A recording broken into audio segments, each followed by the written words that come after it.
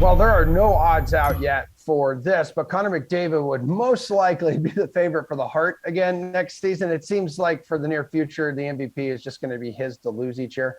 Who else, though, AJ, is a potential early Hart Trophy favorite for next year?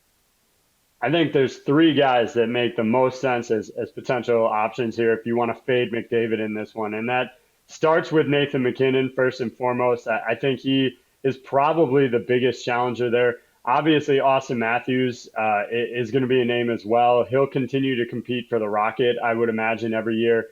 And then, of course, Leon Draisaitl for them as well, for Edmonton. So for my money, though, again, as you said, Emerson, we haven't seen the odds, but as soon as they come out, I imagine my preferred choice will be Nathan McKinnon. He's such a linchpin on that team, and I think he can take them to bigger and better places this upcoming year. And so he'd be the guy that I would anticipate I'll put my money on at the start of the year. Jeff, who else is on your radar?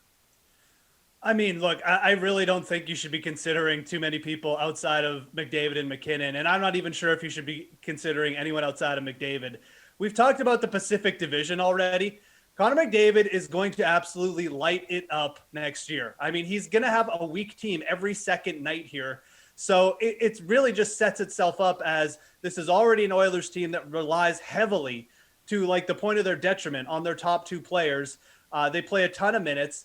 And now you've got this division where you're just feeding him weak matchups night in, night out. Now McKinnon's going to get some of that same deal. And I really, I wouldn't argue with someone who said, I want to take a shot. I mean, we haven't seen the odds yet, but considering anyone outside of those two, at least in my opinion, especially with Matthews going back in a tougher division, I know Austin Matthews was in the running this year, and he's certainly a good player, but I just don't think you can consider anyone in this race outside of those two players.